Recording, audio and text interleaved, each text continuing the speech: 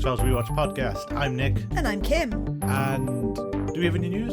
Kinda, yeah. I think by the time this episode airs, you'll only have a day or two left to vote for it. But if you are familiar with Lego Ideas, there is an X-Files set up for voting at the moment. In case you don't know how it works, Lego Ideas is a website where people can submit their ideas for future Lego kits. It goes to a public vote first, and ones that get enough public votes within this period then go on to a panel to be considered for future sets.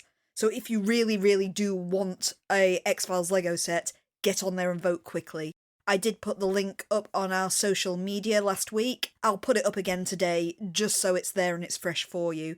Basically, it's a really cool set. It's like a 2-tier one. The top tier has Mulder and Scully in the woods with an UFO overhead, and the bottom tier is Mulder's office. Very cool. Yeah, I know it might not be for everyone, but, you know, geeks and Legos just overlap everywhere. I'd love to have that kit, personally. Yeah, it seemed to have quite a lot of nice detail when you showed it to me. It's got some really cool things, like you have, of course, Mulder, Scully, the Cancer Man, Skinner as characters, but also a kind of hidden detail with Toombs crawling through the air vents. And I think it was the Jersey Devil or something like that as well, hidden in the woods. Okay. As in the Jersey Devil, as in Boobfoot. Yeah, Boobfoot. It's very similar to the typical, like, Abominable Snowman Lego piece that you might have seen before. Yeah. Full of tiny details, including little lone gunman newspapers and all sorts. I'm so excited. I want it to go to the consideration stage. We can but hope. You never know. I have two kind of bits of news. One of which I imagine is a spectacular disappointment for some, because someone said to me the other day, The X-Files is back this year. And I said, But Is it? And then first off, I went to Wikipedia and went through it, and it's a case of there's nothing mentioning 2025 at all. The last things are the reboot has gone quiet, but, you know, Ryan Coogler was the last person involved with it, blah, blah, blah, blah, blah. Yeah. So then I went to Google and discovered there's some Facebook pages that someone's put up saying there's going to be a special February 2-parter X-Files episode that Okay. I can't find trace of anywhere else. So, and based on Gillian Anderson's last comments, I'm guessing this is a hoax, guys. I mean, it could be proved wrong, but... Yeah, I've seen a lot of that lately. Someone at work recently for me came in buzzing excitement saying they've announced Tom Holland's going to be the new Silent Hill movie. It's like, have they though? No, it all turned out to be a hoax on Twitter. Yeah, but I don't know how this X-Files one got started, and it was I don't think we could have missed this somehow. I haven't seen anyone talking about it anywhere. No. I presume it's a hoax. I presume it's a hoax too. Well, again, I'd expect Wikipedia to be updated because I checked it just before. There's still no mention of it. Well, if it does happen, yay. Well, you say yay, but when I was thinking about it, it's in terms of things like the seasons 10 and 11, we knew about those so far in advance of the match coming out. They don't keep these things quiet. No, true. So the other thing, a bit more conspiratorial, is there's apparently in 1990 some hikers in Perth took what is allegedly the best photo of a UFO ever taken. Okay. And it remains unexplained. Okay, neat. Yep. So we'll have to link it or something, but there you are. That's the photo. Oh, it's a little flying saucer. Yeah. Oh, that's cute. And apparently, like the Ministry of Defence have been kind of have the original photos and everything. And that photo you've shown me, there's like a Boeing flying behind it as well. Did they not identify that plane? It's a Harrier jump jet. Oh, okay. And I think the point one of the comments in the article, I did skim it before, and stupidly didn't just before this, is they're not aware of anything that should have been in that location at that time. Okay. So there are question marks over it. There's a lot of question marks over it, but swamp gas off Venus or could something be swamp like gas that. off Venus. You know the drill. But I suppose, how do you feel about islands? And we may have to kill a pig, put its head on a stick, and then have a quote that I've seen in front of one of the Aliens novelizations. We needed meat, Nick. Yes, that was not the quote though. What's your quote? The quote was, "Fancy thinking the beast was something you could hunt and kill." That's what the apparition says to Simon, isn't it? It is. Yeah. But, it's a good one for aliens though, I think. Yeah. So you are, of course, referencing the classic novel that every kid in England has to study by William Golding, Lord of the Flies? Yeah, or the X-Files episode of the same name. Directed by Kim Manners, written by Thomas Schnauz, and first broadcast on the 16th of December 2001. Oh, the people in this have done too much stuff. God damn them all. Who are you starting with then? Aaron Paul, Ah, of course. who is David Winky Winkle, who was in Mission Impossible 3, which I do not remember that. No. Last House on the Left. This is one where this one really took me by surprise. So bear with this. The Weird Al Yankovic story. Not that one. This is one from 2010, a short film. Huh. I did not know this existed. He played Weird Al Yankovic in it. Oh, fair enough. Kingsglaive. Oh, gosh. I think you told me when I was watching Breaking Bad he voiced someone in Kingsglaive. Nick, he's the main character of Kingsglaive. Yeah. So this is the kind of Final Fantasy 15 spin-off? The complicated Final Fantasy one where it's kind of a prologue, and it's kind of one of the side effects of when they sort of the chop and change of the game, where that probably should have been in game, but they spliced it out, given that gives you a whole lot of backstory that the game does not. Fair enough, so. El Camino, which I'm going to put here because this film's come before TV series, but you know what that is. Okay. El Camino. El Camino. Yeah. Third Rock from the Sun. Okay. Weirdly. Veronica Mars, and of course, Breaking Bad. And associated, A Better Call Saul. Jesse Pinkman, lover of the B word. BoJack Horseman. Okay. Westworld. Okay. And Black Mirror. Yeah. So then there's Eric Avari, who played Dr. Herb Fountain. Dr. Herb Fountain. Yeah. Dr. Herb Fountain. Good name. This is the guy that you recognise from The Mummy. But he was in Encino Man, Okay. which we know better as California Man. Yeah. Stargate. Independence Day. The Mummy. Star Trek Next Generations, Deep Space Nine and Enterprise. Fresh Prince of Bel-Air. Cheers. Seinfeld. VR5. Babylon 5. Baywatch Nights, and Grimm. Okay, fair enough. Hank Harris was Dylan Lokensgaard, who was in Insidious Chapter 2. I'm sure he was. Star Trek Enterprise, also in Grimm. Twin Peaks Revival. Then, of course, there's the unavoidable Jane Lynch, who is Anne Lokensgaard, who was in The Fugitive. Original? The film. With Oh, House the of film. Ford. I think I remember who she is. She's one of the people who helps him. Okay. Referring back to last week, she was also in Fatal Instinct, that film that somehow keeps coming back. Best in Show. Lemony Snicket film. This is Unfortunate Events. The film version rather than the Netflix one. Shrek Forever After. Okay. Rio. With the parrots. The Parrots. Paul. Oh, yeah. Of course, she is Calhoun in Wreck-It Ralph and Ralph Breaks the Internet. Clearly stealing both films out from under everyone else. Third Rock from the Sun. Frasier. Carolyn and City. Arrested Development. Veronica Mars. Her big one that I've only ever seen one episode of, so, is Glee. iCarly. The Simpsons. The Marvelous Mrs. Maisel. The Weakest Link, where she is the host. Okay. And then there's Michael Wiseman, who played Dr. Rocky Bronzino. He was in Predator 2. Okay. The Wicker Man remake. Oh, no. Atlas Shrugged 3. Oh, no. Cheers. Okay. Star Trek Voyager. And last, and kind of least, is Samari Armstrong, who played Natalie Gordon. Okay. You have seen her in a terrible horror movie about video games. God, that doesn't narrow it down. It should do, actually. About video games, specifically. I'm guessing it's the one with Countess Bathory. Yeah, Stay Alive. Stay Alive, yep. It's also got Frankie Muniz in that film. So, would you like to give us a synopsis for Lord of the Flies? I would. From Wikipedia. A group of teenagers led by Sky Commander Winky film one of their friends nicknamed Captain Dare doing stunts for a cable TV show called Dumbass. Last stunt involves a jump ramp in a shopping cart. During the stunt, Dare veers off and falls out of the cart and is found dead after part of his skull collapses. Local coroner calls in Dogerton Reyes to investigate the death. During the autopsy, files erupt from Dare's eye sockets.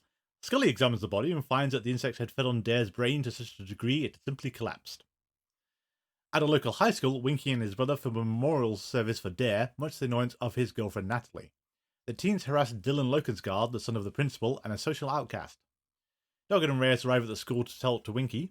During the interview, body lice mysteriously attack him and bite Dumbass into his flesh. While watching the Dumbass recordings, Doggett notices that Dylan was at each of the stunts and decides to question him. While the two agents talk to Dylan, his mother appears and tries to stop the questioning. During the proceedings, Dylan becomes covered in flies. Subsequently, Reyes starts to believe that Dylan is behind the attack.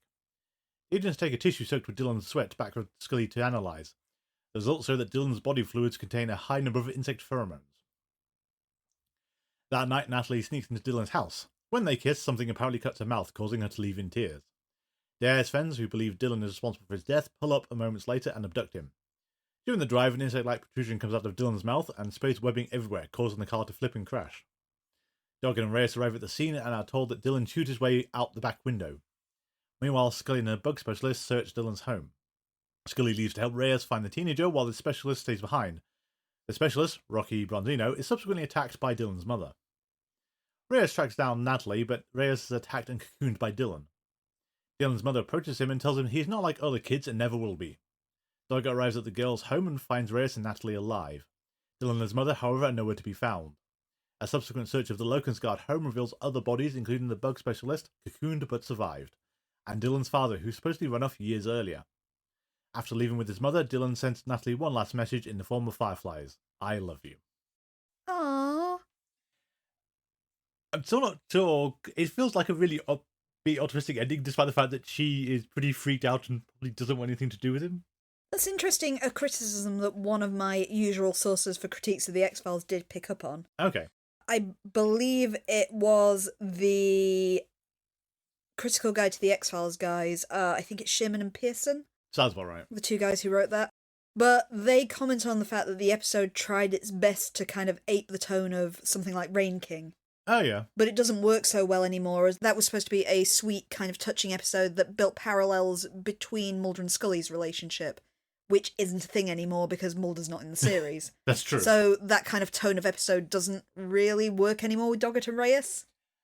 I concede that one. That's fair. And that certainly explains why the upbeat ending feels wrong. Yeah, especially as I was thinking it through watching it. The previous Monster of the Week episode that it makes me think of the most is Travelers. Yeah, I can see that. It's actually, they're very much like the Traveller creatures, aren't they? You could have either followed on from that and done a proper follow-up for it was kind of zootransplants, wasn't it, in the Travelers? Xenotransplantation, I think. Yeah. Or you could have done some kind of comedy parody take on that. Yes. And no, they are bug people, and how they work is not clear. Given I don't think insects spray silk out of their mouths, do they? It normally comes out the other end. Yeah, I thought so. When you think of spiders. But it does kind of look, the protrusion in his mouth looks a bit spinneret-ish, so I guess you're getting that idea with spiders, but of course, with spiders, they're on the end of their abdomen. Yes. And they only have the requisite for, 2 arms and 2 legs. You've also got that they're weird, mixed up, generalized bugs anyway, because we've got that spider-like spraying of silk. Spiders aren't the only animals that do it. Things like silkworms protect their pupae with a kind of silk cocoon. Yeah. But we most commonly think of it with spiders, which appears what we're aping. At the same time, he commands flies, which are an insect, and also body lice, which I think are a type of crustacean, if I remember right. They're Okay. crustacean or arachnid, I can't remember which, but they're not insects either way. Lice are not my speciality area. Basically, the science as usual is kind of not great. Well, the pheromone stuff is actually quite accurate and quite interesting, to be fair. It's true. Insects, as we do know, use pheromones to find their mates. Especially with flies, it's the kind of males that give off pheromones to attract females and stuff like that. Flies can actually do really neat things as well, like male flies will wipe their pheromones onto females so they won't show up to other males and stuff like that. It's really quite clever, and I could talk about weird insect biology all day. Cause I like insects, specifically, not body lice. Body lice can just go away. Insects are cool. I mean, it's kind of dodgy that Winky has body lice to manipulate like this, really.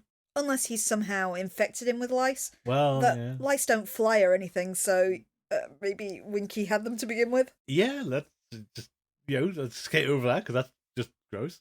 Yeah. But the flies in particular in this episode, you're kind of aping on the fear of the Australian blowfly. Oh, yeah. That one that infamously lays its eggs on live hosts. So you often see, there are really rare occasions where the flies will lie their eggs on people, and you have these horrible stories of people having to have, the grubs extracted from their arms and things like that. It's super, super flippin' rare, but it does happen. And whenever you see it on the nose, it normally blows up and makes it a really scandalous, horrendous thing. Even though they're very rarely dangerous, just really unpleasant. Yeah.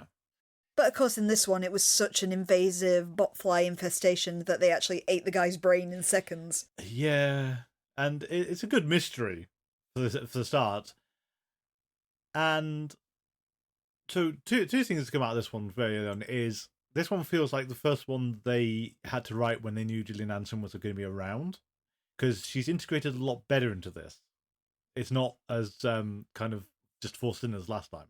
No, she actually has quite a lot to do in this episode. Yeah, and we're gonna, just as a note, we're gonna eat these words shortly because oh boy, but we'll get to that in a minute. The other one is Rocky Bronzino kind of steals every scene he's in. I saw a comedy online questioning if Scully is just prejudiced against entomologists, because we've seen 2 entomologists in the X-Files so far and she's hated both of them. Bambi was transparently jealousy, though, in how it was written. And Rocky is just despicable, really. Yes, and given that, well, again, we're going to get to it in a minute, Mulder has left some lingering effects on her and she's not interested in him like that. I feel victimised, I am very much into bugs, as I've made clear in previous episodes. I keep beetles myself, exotic beetles, and so I am an absolute bug nerd, and I don't think entomologists have been portrayed in a very good light. I'll stick with CSI. I think Grisham's our better model of an entomologist. Probably. Well, at least Rocky, for the most part, is just...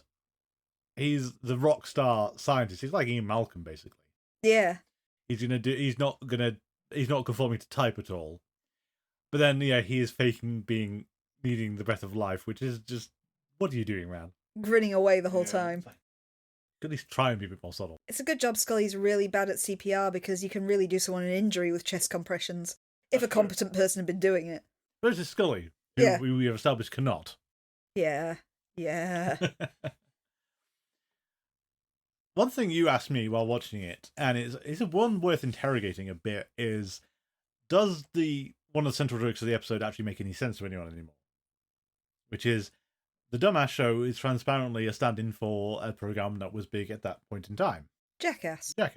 Which I believe was an MTV original or something. It's something like that. And I do know that, amongst other things, I can't remember if it came from some other comedy or drama program specifically, but one of the things they do sort of stamped all over Jackass at the time was, do not send us videotapes of yourself doing stunts. They will be returned and watched. Oh, okay. It was basically to sort of prevent what this episode depicts, of them trying to sort of launch a career doing stupid stunts by making their own stupid stunts and hoping the company will pick it up. Yeah. I was aware of Jackass as a kid, but it freaked me out a bit. I never really watched it. So how much of that will translate to anyone watching it these days is that, yeah, this was I don't know if it's even a genre, as in there was this really famous example of this that they're alluding to. And they're very clearly alluding to it with the like of Captain Dare and stuff like that in the naming. The other thing I thought was kind of curious is the naming of the episode, calling it Lord of the Flies. Because it's very literal in this, because the kid can control swarms of flies. But, of course, as we said at the start of the episode, it alludes to a very, very famous novel, William Golding's Lord of the Flies. Well, also, the mythological one of Lord of the Flies is Beelzebub. But if we look at the Golding novel, it's curiously one of the most banned novels in American schools. Okay. It is frequently banned. It's often on ban lists.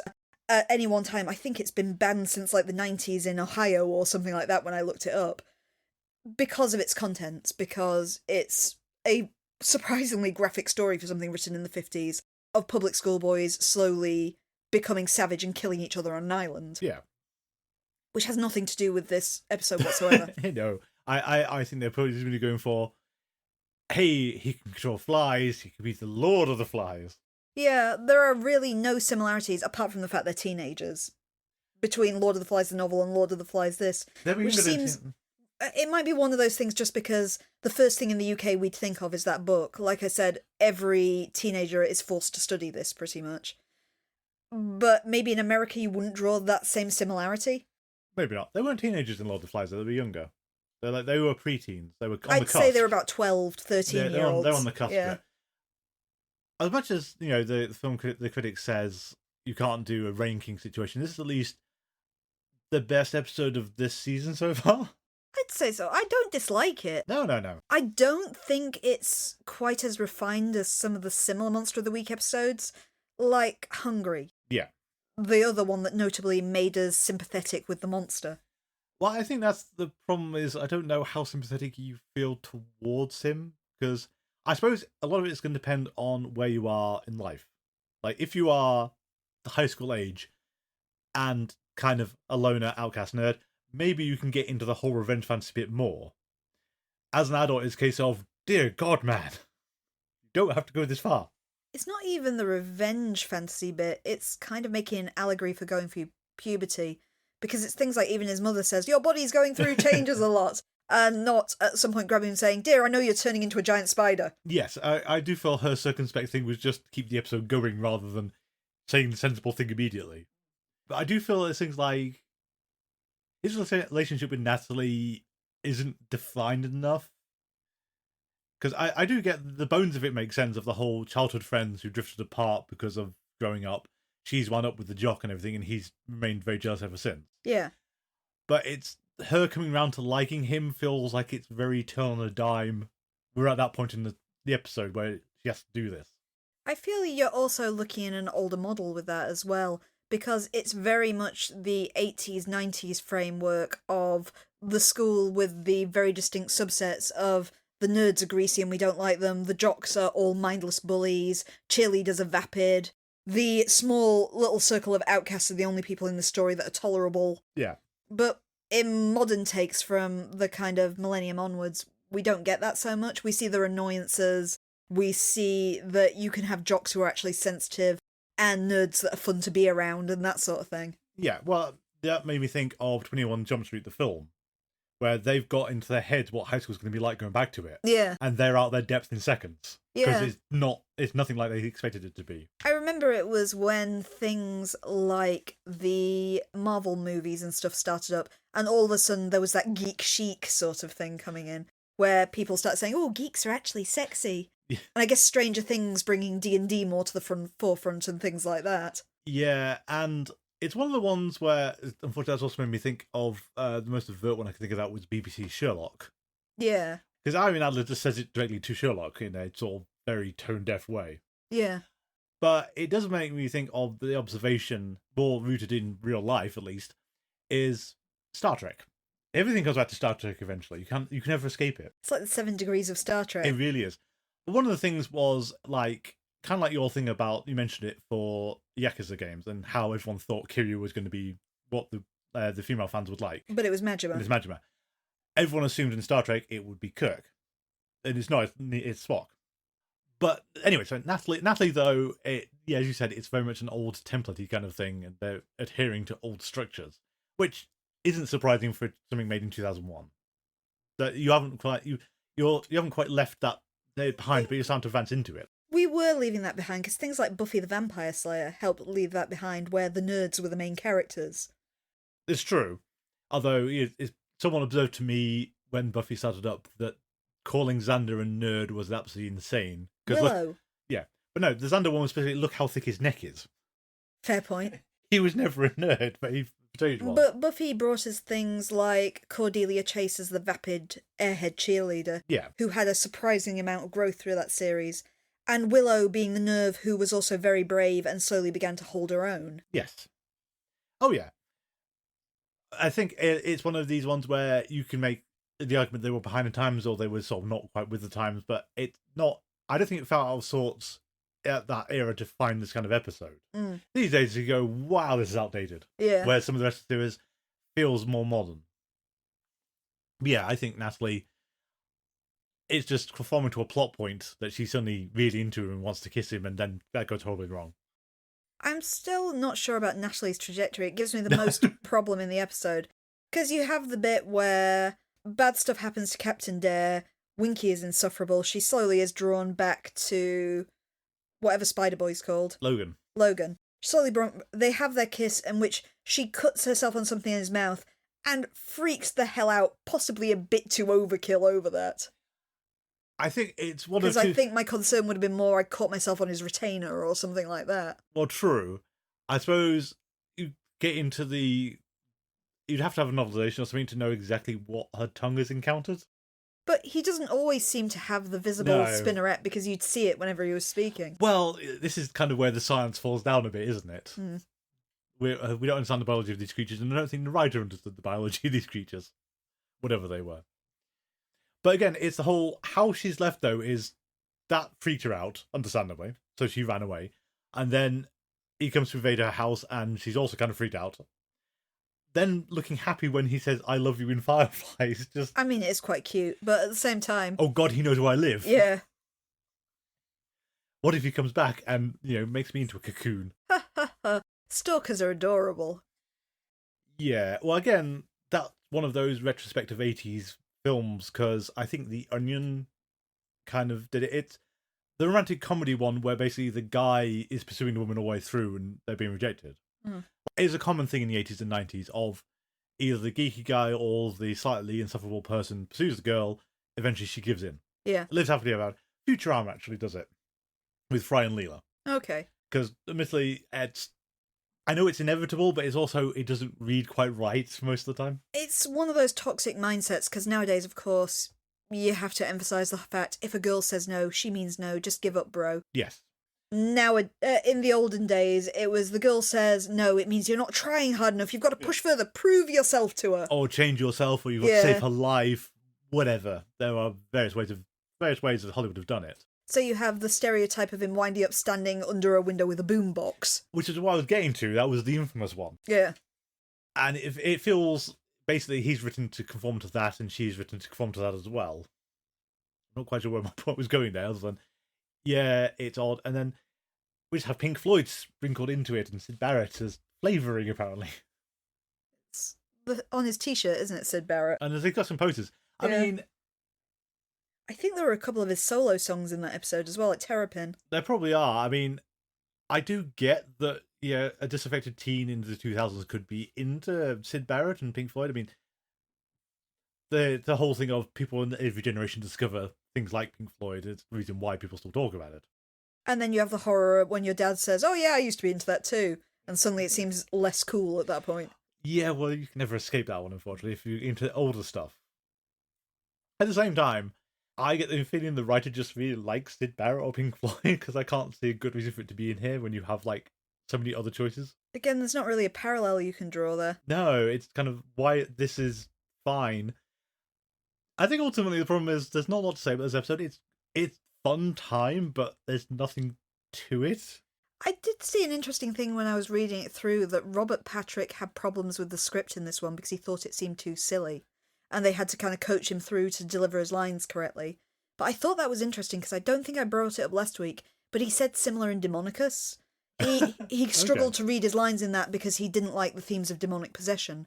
So I'm starting to wonder why Robert Patrick took this assignment, or if he knew exactly what he was getting into, if the kind of content of every episode is something that he finds either distasteful or kind of hard to believe in or something like that. That's an interesting point. I mean, we'll put a pin in that because that will come back for season 10, because we can say he's one of the people who doesn't return. Yeah. And the series does not handle why he doesn't return, and we know externally it was he was asked and said no. But that's interesting for why he might have said no. Yeah, I just thought it's a curious thing, because surely with the X-Files being that much in the zeitgeist at that point, you'd have an idea of what you were getting yourself in for, but it feels like he didn't. You don't want to say it, but it's like, did he just think this would be an easy paycheck or something?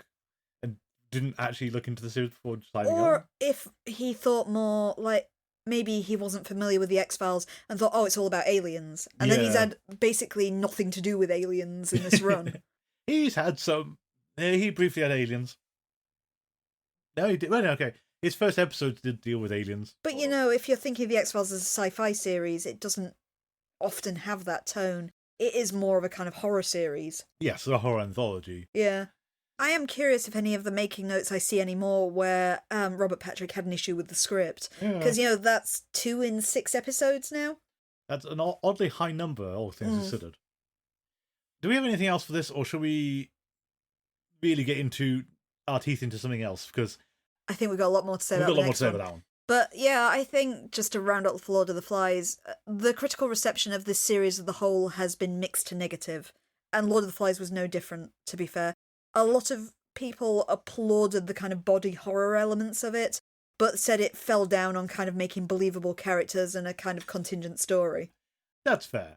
I mean, I think it's a bright spot, but then again, our view is kind of jaded on the grounds that we've suffered through Lone Gunman, which really amplifies any good qualities of everything else at the moment. Oh, I should probably note, because it's cool as well. I said to you when I was watching it, I was curious how they did the special effects in Lord of the Flies. Oh, yeah. Particularly any scene with lots of insects in, because CGI'd insects tend to look terrible. Yes.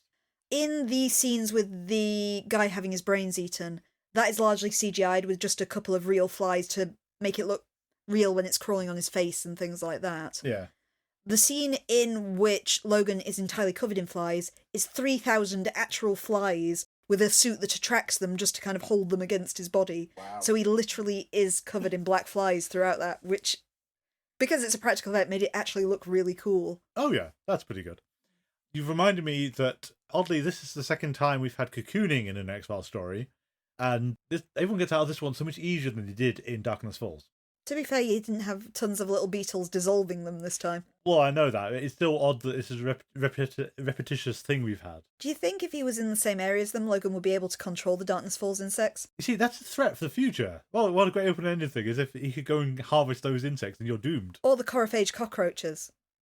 You've got someone who legitimately can control swarms of our previous X-Files insects. Ah, that's true. I don't know. I think that... Oh, look, we've got mail. No. So, Trust No One, Trust Number One, whatever the hell this episode's called, was directed by Tony Walmby and written by Chris Carter and Frank Spotnitz. First broadcast on the 6th of January 2002. One of the major guest stars is Tony Quinn, who we've covered a few times before now because he's been in a few episodes. He was definitely in the movie in Aubrey, at least. Yeah. And is best known these days for being Locke in Lost, but we've definitely done him more than once.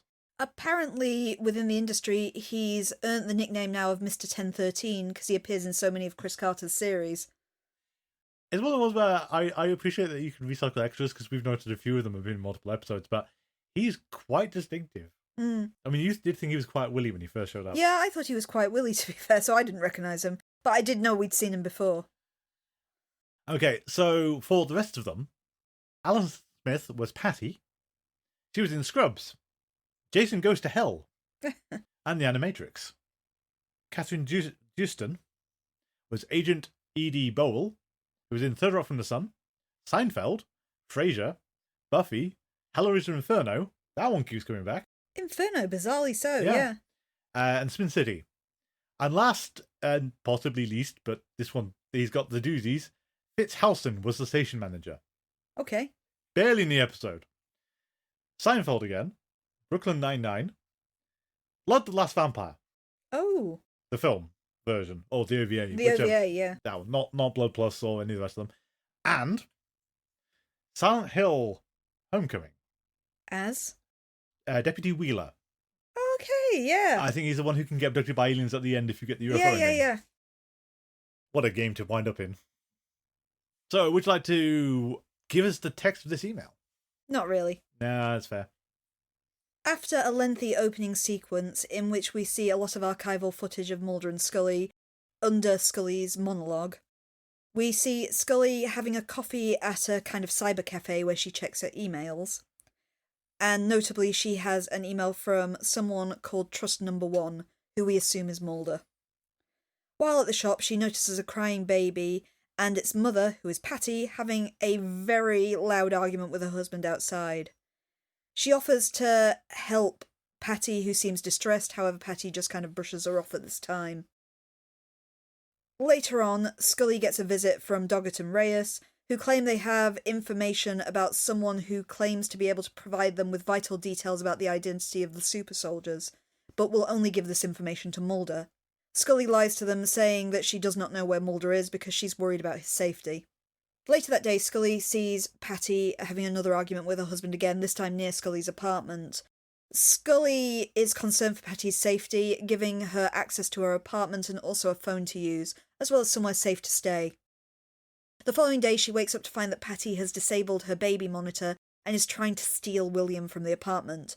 She stops her at gunpoint, but then Doggett and Reyes also show up to find Patty's husband trying to pick the lock from the outside.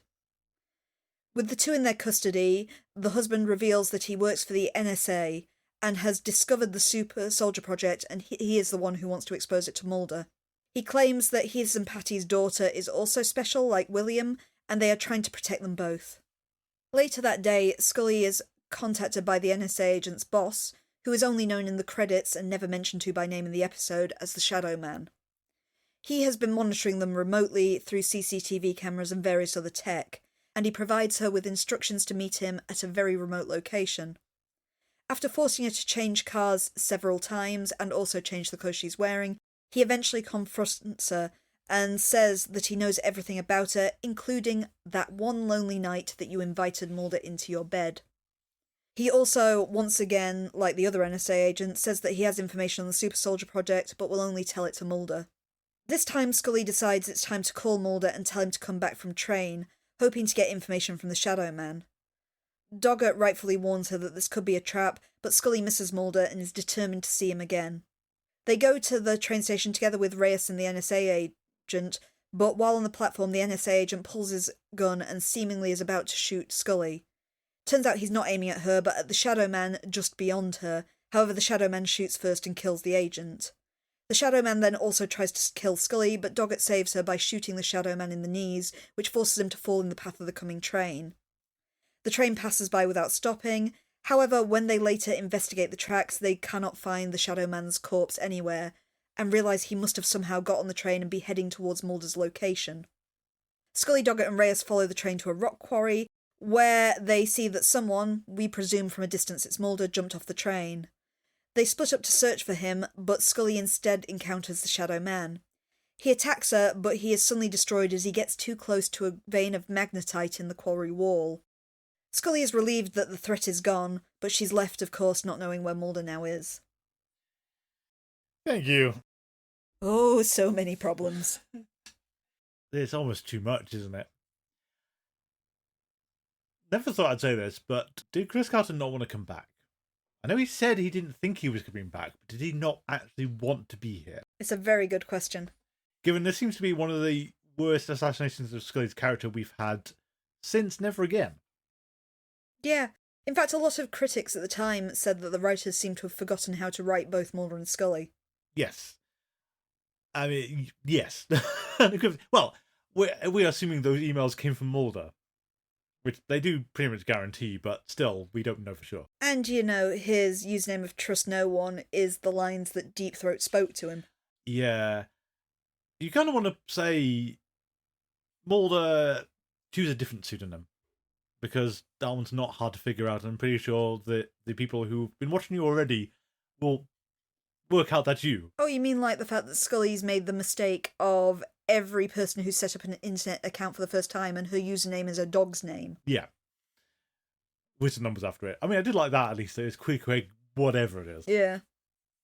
I mean, I think it's just in jokes for the fans, really. But at the same time, I don't know in 2002, 2001, presumably when this was made, how cognizant they would be of surveillance stuff, because if you look at like things like this Edward Snowden leaks about how the surveillance works, is none of their safeguards would have done anything. Mm. And from what the Shadowman's saying, as long as he was telling the truth, he can already read all the stuff anyway. Yeah. And from there, it's also, tracing where an email came from, unless you do things a very specific way, because there are ways of doing it.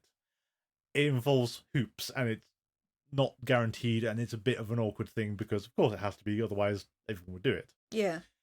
They should be able to trace Mulder back to where he is really easily. So I don't really understand why they need Scully to tempt him back, and that the temptation to come back is so weak. I mean, it's not actually, other than names of super soldiers, quite why they need Mulder to return is kind of... Because Scully misses him. Well, it's been, 3 weeks? I read two kind of interesting takes on this as well. One is Kim Manners was very critical about the conspiracy in seasons 8 and 9. Okay. Because he felt it was weird to have the primary focus of the series to be on someone who's not in front of the camera. So in this episode, they did at least put teasers of Mulder in there and to some degree, because a lot of the critiques that fans made of season 8, which Kim Manners agreed with, was the fact that you have this big void of Mulder where essentially he disappears, and then we are just bereft of Mulder until he reappears again when he's found. So this time, even though we've got that chasm with no Mulder in it, we're trying to put hints of Mulder in there to try and keep things going. But Kim Manners still felt that they should have taken the conspiracy in a different way, basically, and not had the primary focus on someone who's entirely absent. Yes. I mean, the other stumbling block, of course, is what we did with Nothing Important Happened Today of the explanation for Mulder's absence is blithely incoherent. Because it should be Scully and William if it's anyone. It being Mulder doesn't make any logical sense. The other thing that people picked on in this episode is, as you say, the fact that Scully's character has done the entire 180 here. Oh, good God. At one time she would have gone out of her way to keep Mulder safe, and now she's lonely and she wants Mulder back. And as one reviewer put it, has become a oblivious patsy. Yeah, I mean, I was thinking it's when the parental confrontation in the coffee shop. Sure, Scully, after having been on the X-Files for so long, you should be suspicious anyway. Just on the basis. It's especially the one-off is fine. In the coffee shop, You've seen this. Then for the two people to appear right outside her apartment. Yeah, that's just... What are you doing, Scully? Mm. No. Just no. Because again, you've done all this to keep Mulder safe, but you're not keeping yourself and William safe?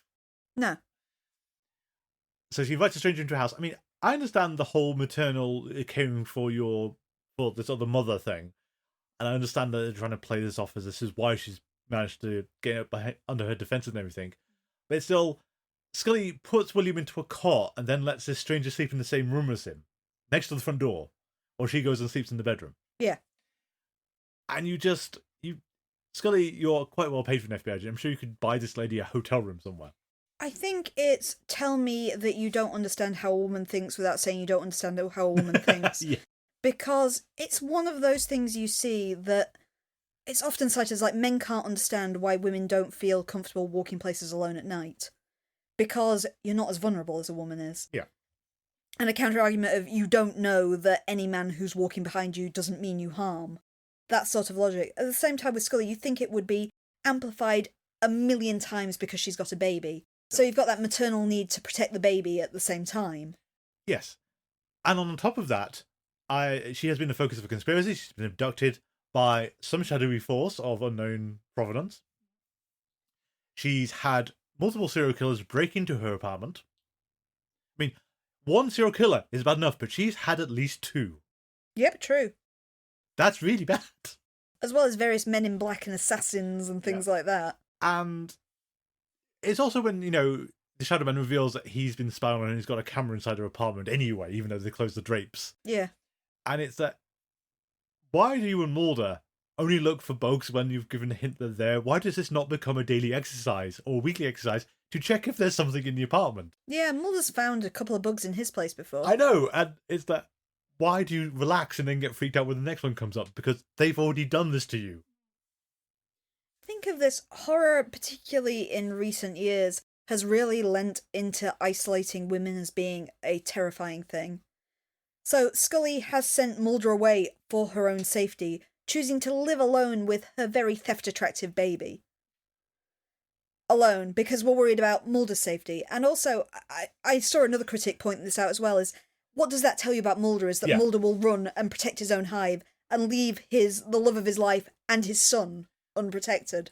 Yes. Well, I'm pretty sure I made this point in Nothing Important Happens Today, is one of the problems is they're forced into the same situation that Season 8 forced them into, of Duchovny didn't want to be in here, we need to get rid of him somehow.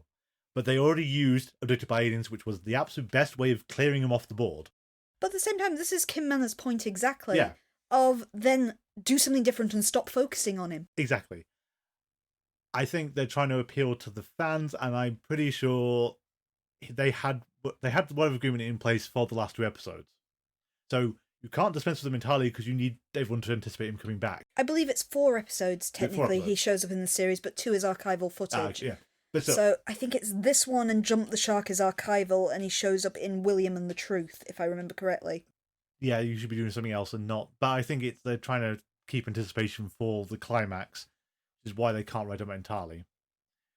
But he really should have been directed by aliens, but we've already had him directed by aliens, so we they were stuck on how to get him out the series again. And they've chosen, the coward's approach. At the same time, if you're going to steal Scully's child, would you really wait until 5:45 in the morning when it's light and not just go in the dead of night when she's falling asleep? Especially when she's gone to all the trouble to disable the little baby monitor and stuff like that. It's, you could just do it the second she fell asleep and she wouldn't have a lot of recourse. Can I question as well, would you actually need a baby monitor?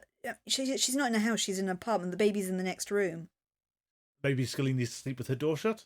I don't know why she's not sleeping in the same room as him still, because he's not that old. No, I think a lot of mothers, like, sleep with their babies for, 6 months or whatever. Yeah. Just because it's easier to feed them in the night and things. Exactly, so it's also weird for that, unless it's been 6 months since he was born. It could have been. The timelines are always funny with the X-Files. Yes. Also, the conspiracy is really weak. I mean, didn't we have names of super soldiers?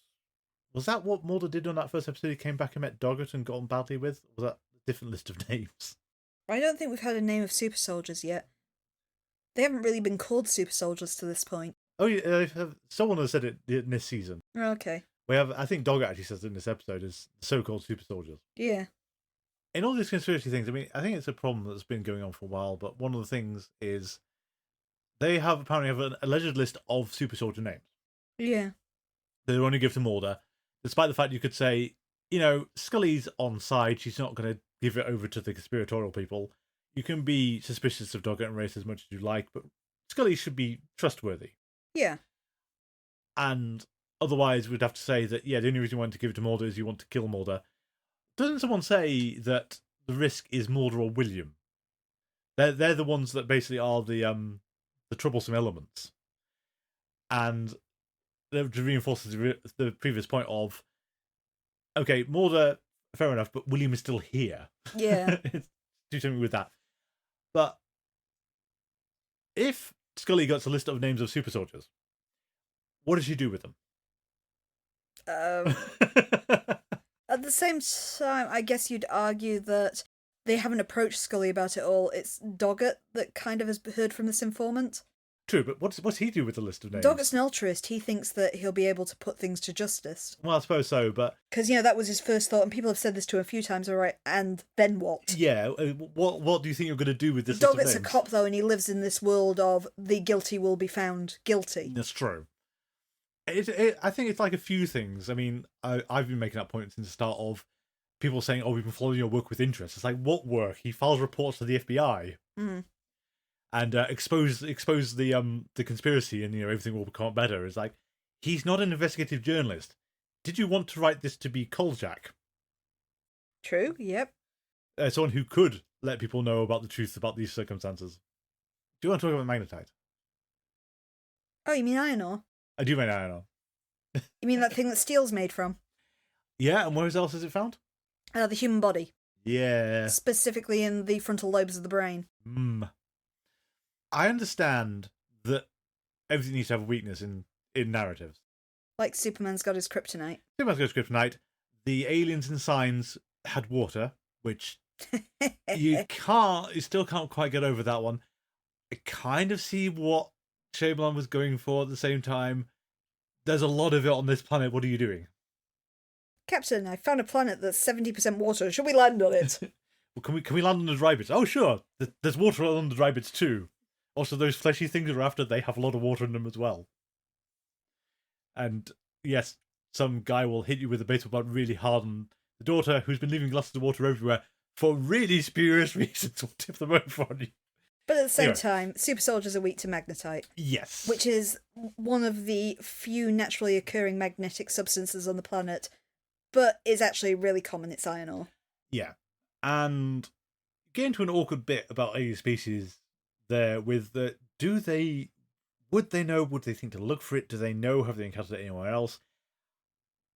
But putting all that to one side, for an episode to end with Scully pursuing or being chased by the Shadow Man into a quarry that just happens to have rich magnetites and him being sucked into the wall. In the most hysterical effect I've seen on the X-Files, yeah, I think. It's like, what are you doing? Why is this in here? You think at the very least it would be a bit grisly, but he just kind of evaporates when he's sucked into that vein. Yeah, I think the first time I watched it, I thought, so they're not actually dead, they're just trapped or something, they'll be able to come back out at some point. But as far as I'm aware, no, that's them gone. I guess you're feeding into the fact that they've got that kind of that metallic skeletal structure that we've seen. That magnets are apparently their weakness. Yeah, so that kind of diminishes their threat quite significantly. I'm concerned by the fact that our elite super soldiers have the same weakness as a desktop computer.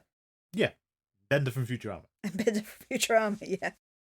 If we attach magnets to super soldiers, they start singing country and westerns. I suggest we test this immediately on Noel Roa. Yeah, that sounds good to me. But wow, what a reveal, and what are we doing with this? I don't get it.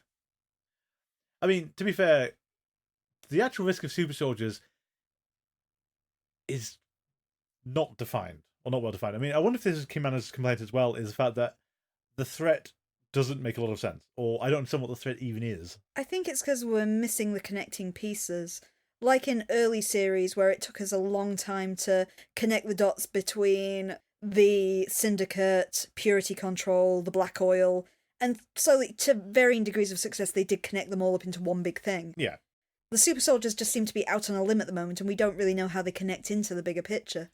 No, and I think it's the problem of losing the Syndicate as well, is you have the shadowy people in the background who are blatantly doing something and sort of saying, we've done this, we've had this setback or whatever, and the super soldiers just crop up every 5 episodes. At least now with Shadowy Man and the other nameless guy, we have these guys that might be NSA, but we don't know that they're not some other shady operation either.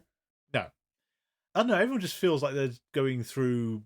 I don't know if it's going through the motions, or Chris Carter just didn't know what he was doing anymore. It feels to me, this episode in particular, like fanfiction. Yeah. It's somebody who's watched a few X-Files episodes, thought, yeah, I can write my own conspiracy, and had a go without understanding what's come before and how the characters function as a unit. Yes, but you don't expect that from the show's creator and one of the executive producers. No. Because Chris Carter's been in from the start. Spotnitz came in season 2, maybe? These are not newbies.